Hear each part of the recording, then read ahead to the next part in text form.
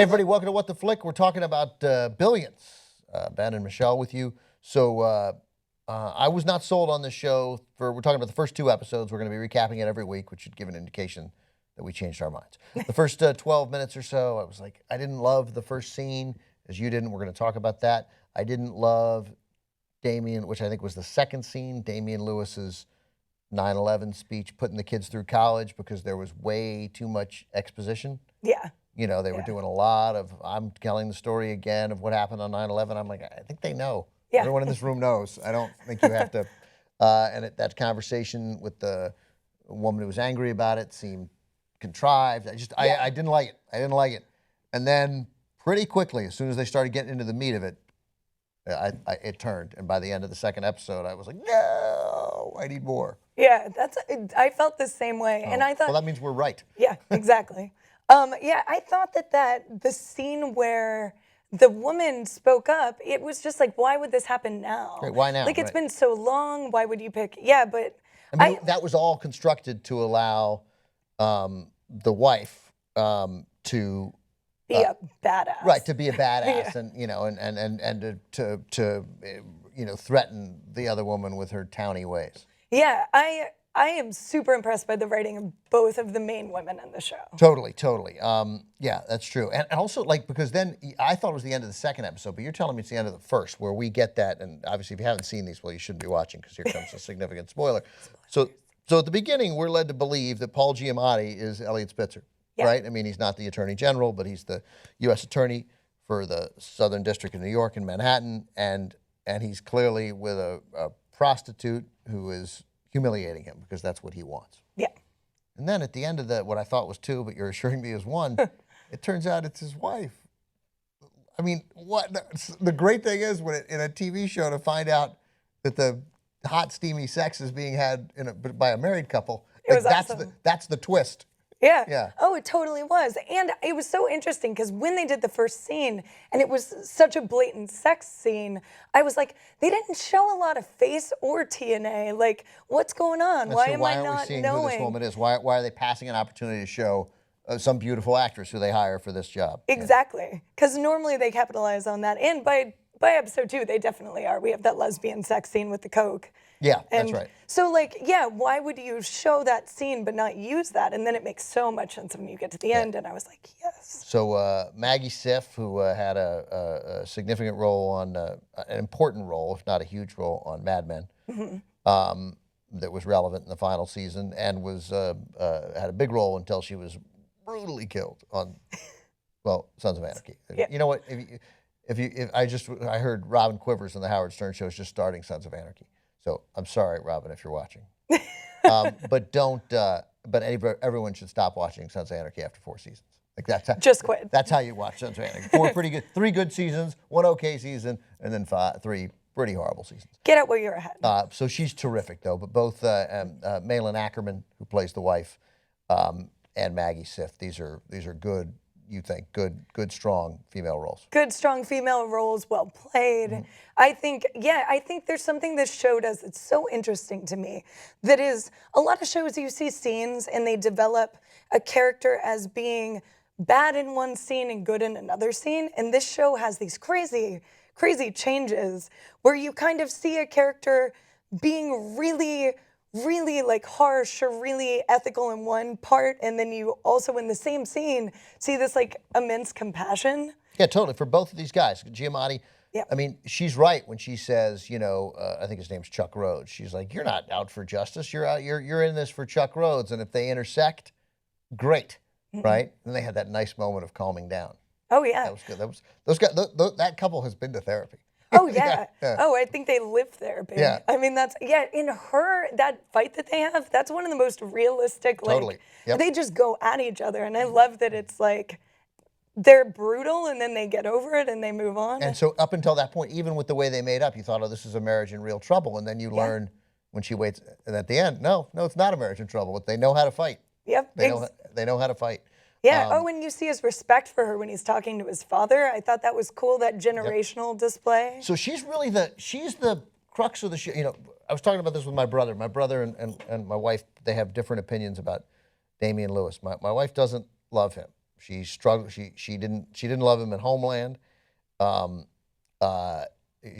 everybody. If you, I don't know, you probably didn't see Band of Brothers. Okay. Oh, he was so. I mean, Earth. It was the greatest thing ever. He's so great in Band of Brothers, but that's just 10 episodes, Yeah. of which he's not even in all of her. Small parts. But she is bothered by him. There's something about him that seems, she thinks, actory, like when that he projects. But my brother, and I was talking about it today, how great he is. It is so rare to find somebody, I think, this good still, although there are more and more, that are completely able to get you on their side, despite they're not just menace. It's not just Tony Soprano menace. There's we know he's evil. We know he's not, we know there's something wrong with him, that he's endangering the economic well-being of tens of millions of Americans, right? Oh, yeah. With his, with his greed and with his enormous ego. Yet you're super into this guy, and that is so I don't know. I think I'm pro Damian Lewis, but my wife convinces me sometimes that seems like it's almost like he's got too much eyeshadow. He has a very specific face. I think he has such strong features. Yeah, his features are so strong. This is terrible. He has a little bit of Grinch face. Like the Grinch who stole, how he has that very specific nose? I'm looking at it right now, yeah. Is that, Yeah. It's terrible. It's terrible. But I think he's great. No, I think he's great, but there is something about him that's, I don't know. Anyway, the bottom line is you can't take your eyes off him. That's true, and maybe you need to sometimes, and that may be part of the issue. But anyway, so we got these as you say, these men who are both good and bad, right? Because you see here, the enormous prosecutorial power that federal prosecutors have, and the notion that these guys are only out for good is insane, because we know that many of the decisions they made about who not to prosecute do have to do with political power. We've seen it again and again and again. A minimum of 8 George W. Bush U.S. attorneys simply followed political orders. I mean, exactly what the job shouldn't be. And you don't have a chance in federal court frequently. And frequently, like the guy who threw the donut at him, you get guys doing 4 years for 1 count of mail fraud, because I don't know what else that guy was caught up in, right? Yeah. But that's disproportionate justice being meted out, especially to a guy with a couple of kids who don't, again, we don't know the specifics of his crime. So we got these 2 guys who were both good and bad. And I was mostly on Damian Lewis's side. I was, and I didn't quite understand that. But she is the bridge. She's the character that's going to make this go, because she is enormously loyal to both of these men.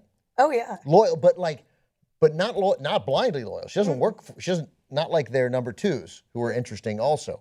But she is, she didn't take anything from him. She told Lewis, "You leave me out like that again, our conversations are over." Yeah. And she had the fight with her husband, and she told him, "This is, I make 8 times more than you, and you minimize what I do because you think what you do is so important." And then, sorry, I'm proud of you. You're awesome. But she, of course, is the key to this show.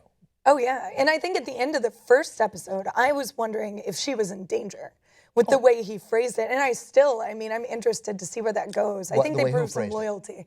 The way that Damian Lewis asked his advisor. They talked about if she could be trusted. Oh no, the mysterious. The mysterious man. He's got like a real lawyer, right? Who they had the meeting with, and then he's got the shady lawyer, right? The basement lawyer, right? Who might be a PI/lawyer. Yeah. The guy who showed up at the lesbian coke orgy. Right, exactly. So she's in danger. Yeah. Oh, there's no question she's in danger, because he knew right away. I mean, he's too smart. Like, he gets her value, right? She did great work with that guy, sort of violated her principles by, taking everything she knew about that guy so that he would, it might be in his best interest, but it was certainly in Victor, or whatever his name was, Damian Lewis's best interest. But he knows that he gets a call, they've opened a file on him, that guy was probably wearing a wire, at the same time, while his trusted psychologist at the firm is married to the U.S. attorney. Like, he gets it. Oh yeah, he gets it. And in fact, if they don't it's almost silly how long this could go on. Oh yeah, when he's testing her loyalties. He's I testing- mean, from this second episode, he's testing. Right. So, and they did a nice job then setting up, because he buys the house because he doesn't like to be told what to do. Because the smart move, forget the house. The smart move was not to buy the house. But the smart move now, obviously, would be to say, I have reason to believe there may be a preliminary investigation. I'm going to have to pay you a $1.5 million bonus. We got a part company. Obviously, it's your husband, and we can't, I can't have that. You might be persuaded, even if you mean well, to reveal something that went on here, even though I've done nothing wrong. Yeah. So, Which seems to be very not true. I mean, it seems like he's done it seems like they are totally fully shady. No, of course they've done something wrong. Well, we know. We saw Dollar Bill pay off to get the information about the too many units. Yeah, absolutely. And look, I'm biased here, but because this is the actor who plays Pastor Tim in The Americans. He plays Gary Stamper, Doug's brother, on House of Cards. But Dollar Bill is a friend of mine, one of my best friends in the world, Kelly O'Coin. And I got to say, I thought he was great, man. I thought those two scenes, one in episode 1 where he reveals to have made the, and Damian Lewis asks him, "Are you certain?" And then we see that flashback, and he looks at Damian Lewis. He goes, "I'm not uncertain."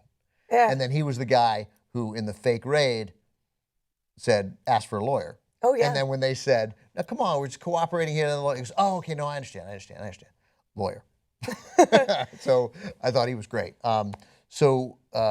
We know he's corrupt. We know he's bad, but he won't fire her because he won't be pushed around by Paul Giamatti, and he'll feel like Paul Giamatti's getting what he wants by opening this investigation. He knows I'm going to fire his wife. No, I'm not going to do it. Well, I don't get told what to do. I do. And if he fires his wife, doesn't that on some level make him look guiltier too? Right, but what he doesn't understand is that he has it backwards. He thinks buying this house makes me look like I don't have a care in the world. But Giamatti knows, no, you buy the house, you're guilty. Yeah. Because you're trying to show me that you're not guilty. And if you really weren't guilty, you wouldn't care about showing me that you're not guilty because you wouldn't be guilty. Exactly. You wouldn't have to worry about it.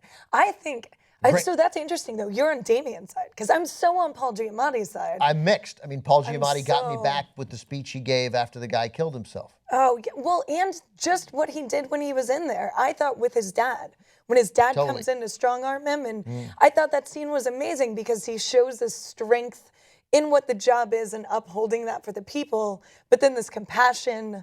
Yeah, it was a nice, it had a friend. legitimate moment of compassion. But then I loved I knew when he went to see his dad that his dad would be like, "Nice job." Yeah. I knew, and his dad was super proud of him. Oh, yeah. They have a great relationship, They do too. have a great relationship.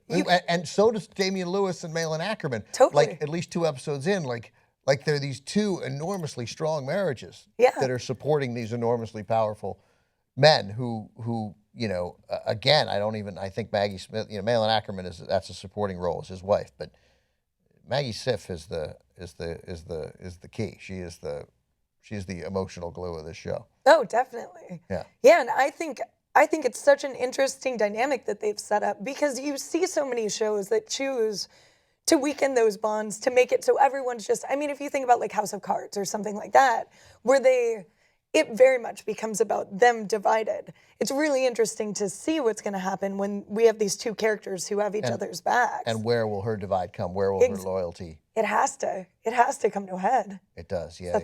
That's and the they season. both have 2 kids, both the same age. I mean, everything, the parallels are. What is that house, by the way? Holy crap. It's a hotel. That's not a house. Yeah. Yeah, I was actually wondering, is that even real or did they just put that together in post because it's the biggest thing I've ever seen. It is so big. Tell them 63 million cash. This is a stupid scene to focus on probably, but I love the scene where he gives his kids the lesson in pissing contest with the dog. Yeah. I thought that was, I'm enjoying the writing. Totally. It was good. This show's way better than I thought it would be, and it's, but I'm into both of them. They're both, but we got to get but it's an outrage that Maggie Siff isn't. By the way, real quick, we got to go. But how great is it that the notion that a big Wall Street firm like Axe Capital or whatever it's called, that they have, I wonder if that's true, a full-time psychologist there.